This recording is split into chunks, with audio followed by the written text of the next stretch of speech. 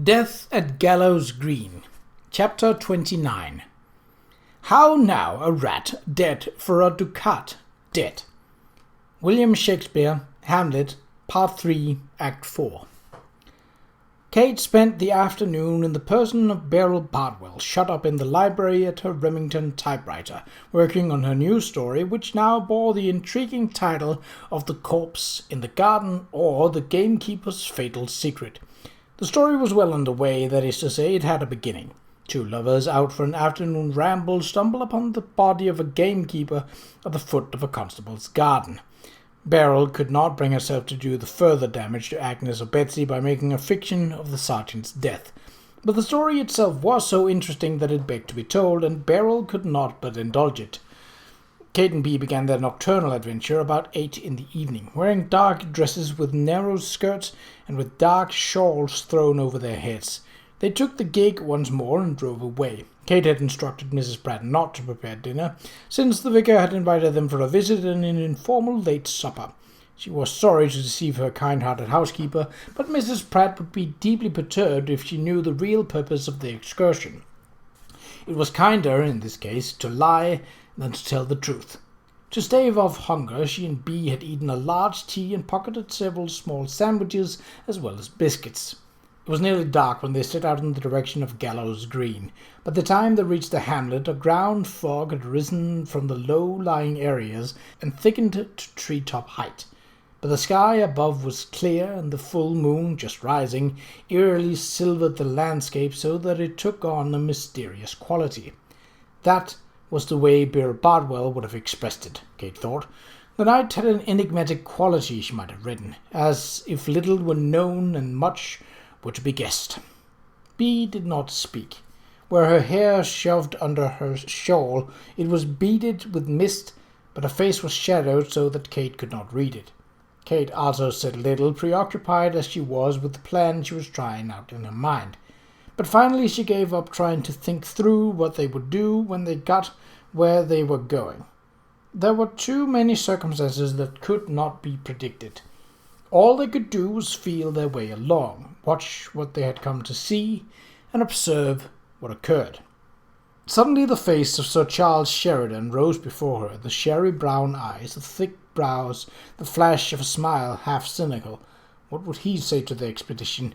Yesterday he had shown himself sympathetic to her efforts to save Agnes's pension, but his sympathy would likely not extend to tonight's sortie. Ladies of breeding did not drive down lonely country lanes in the dark unaccompanied. He would certainly order them home. It was a good thing that he would not know what they had gotten themselves up to.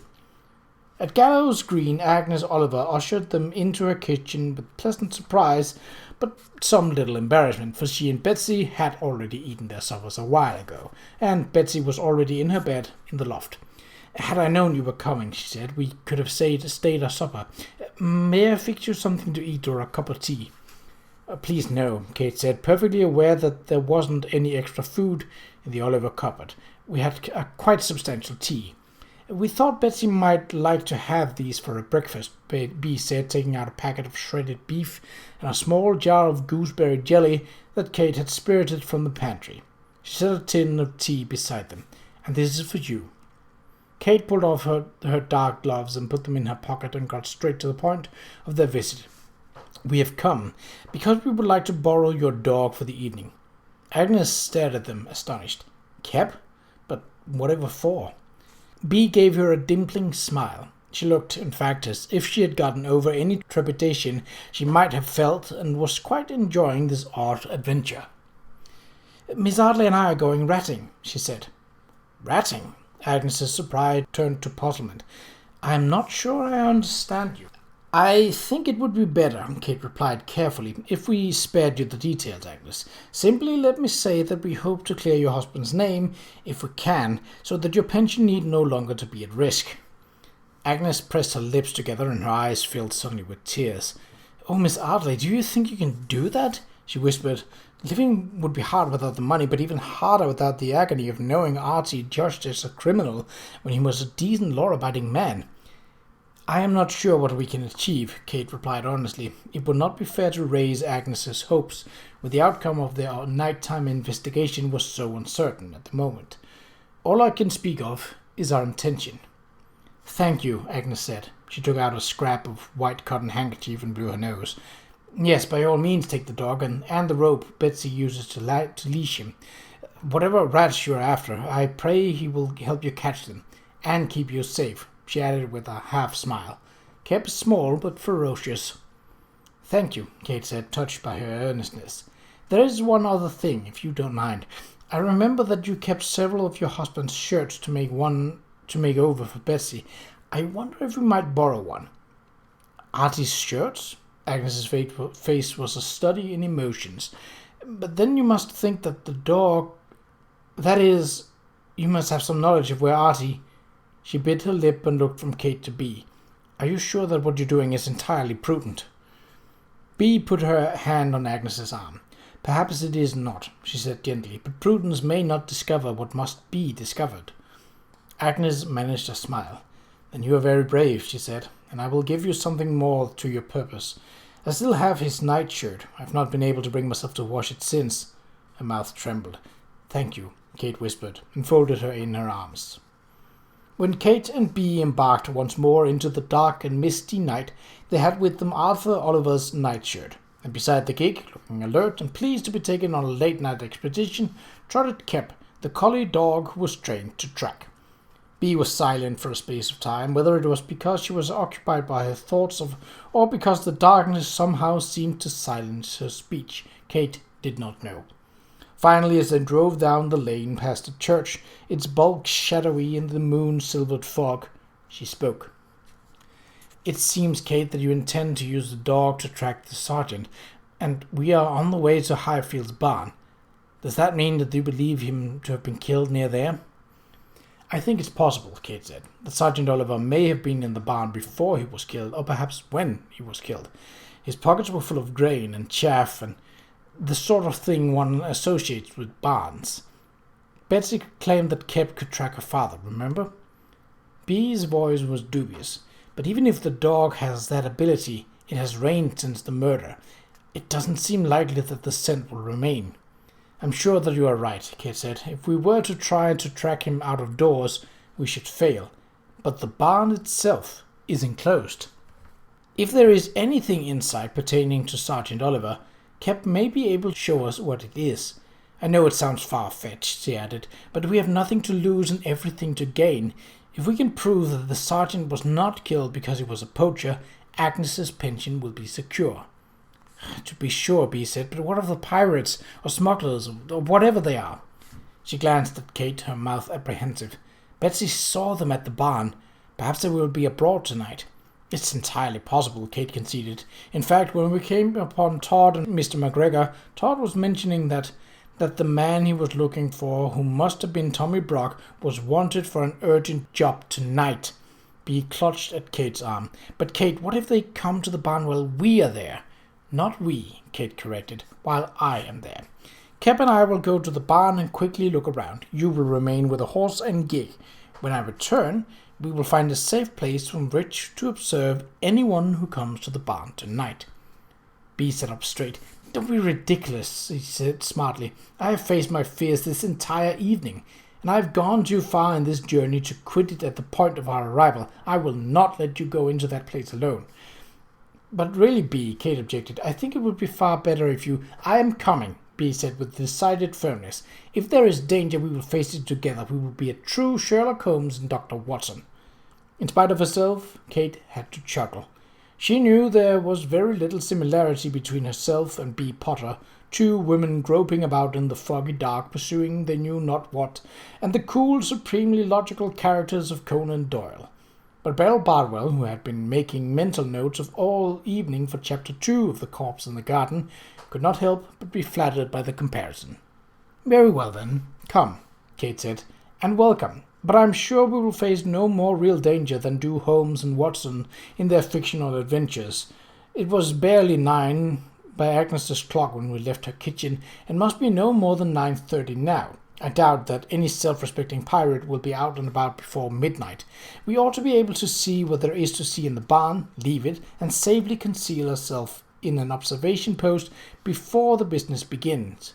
If there is any business at the barn tonight, she added carelessly, which may very well not be the case. Bee stifled a giggle, and Kate glanced at her. "My dear Bee," she said, "what can possibly be funny?" Bee's shoulders were shaking under her shawl. "I was thinking of Mama," she managed finally, "and what she would say if she saw me riding down a dark country lane in search of rats. Quite nasty rats, at that." Kate was saved from answering by the emergence out of the silvery fog of a cart track leading away from the lane in the direction of Highfield's barn. Kate followed it for 100 yards and then put the pony into a clearing well off to the side. Bee shielded the flickering lantern with a shawl, glancing apprehensively into the thick shadows around them, while Kate tied the rope Agnes had given them round Kep's neck and bundled Sergeant Oliver's nightshirt under her arm. They followed the cart track in the direction of the barn, Kep pulling ahead, head up, eyes pricked attentively. When they came close to the barn, Kate held up her hand and stood listening for a moment. Save for the eerie hoot of a nearby owl and the distant tolling of a fog bell on the estuary, she could hear nothing. There was not a light anywhere. The farmhouse was some distance away across the ploughed field. It was a silent silhouette against the darker woods. Kate shivered in the otherworldly fog-softened silence under the half-light of the moon. "It seems safe enough," she whispered, "but let's move quickly and be ready to leave at any moment. If someone does come, it wouldn't do to be trapped inside." The barn was a huge, half-timbered building, 2 stories high and with a loft above. With Kep's leash in her hand and Bee directly behind, carrying the shielded lantern, Kate moved cautiously along the wall to a small side door. She pushed it open. They stepped quickly through and stood within, listening intently. After the damp chill of the foggy night, the barn felt dry and almost warm, and the air had a soft, furry quality. As Bee held up the lantern, Kate saw that there was a heavy double door on one end, made of wood with a bar across it, fastened with a rusty hasp. The dirt floor was littered with straw, and 2 spotted cows stood in stalls in the far corner, their liquid eyes turned curiously to the light. Somewhere a rooster clucked nervously, and there was a stirring in the straw in the loft. "Rats, rats," Bee whispered. "They're not nearly as nice as mice, and it's hard to make a pleasant drawing of a rat." But Kate was not concerned with rats at the moment. She had dropped to one knee and was holding Sergeant Oliver's shirt out to the collie dog. Can you sniff him out, boy?" she asked, with not the least idea in her head what to expect. The whole affair might be a wild goose chase. "Can you find him?" But if Kate had not the proper confidence, Kep did. Sensing a great game, the dog thrust an eager nose into the shirt and snuffled with enthusiasm. He stood still for a moment, his head cocked as if he were considering the matter, then dropped his nose to the barn floor and began moving in a zigzag fashion, randomly at first, then with greater design and finally with purpose, his tail a silken flag. Standing beside Kate, Bee raised the lantern. "It looks as if he discovered something." Kate watched the dog with mounting excitement. This expedition had been a very long chance. Had she been a wagering woman, she would not have placed high odds on the outcome, but it looked as if Kep had succeeded in finding a scent. Was it that of his master? He was near the far wall, beside a stack of filled sacks, pouring at the floor and whining eagerly. Kate ran to him in a rush, followed by Bee with the lantern. It took considerable effort to move him away from the spot in the earthen floor that so excited him, a clear space that had been swept free of the hay that littered the floor elsewhere in the barn. In the center was a large, irregularly shaped, dark stain, where something had been spilled onto the earth. As Kate raised her eyes, she saw that partially cleared track extended from this point across the floor to the side door like a path. Something heavy had been dragged from this point to the door. A body. Bee bent over, holding the lantern low for a better view of the dark spot. "Kate," she whispered, touching it with a fearful finger. "Can this be a bloodstain?" Kate stood up. "I believe it is," she replied. "I believe we have found the spot where Sergeant Oliver was shot." Beside Kate, Kep stiffened and growled low in his throat. From the other side of the door, Kate could hear the murmur of low voices. She and Bee froze, staring one another in petrified fright. While they were occupied, the pirates had crept up on them and blocked the door. They were trapped in the barn, and there was no way out.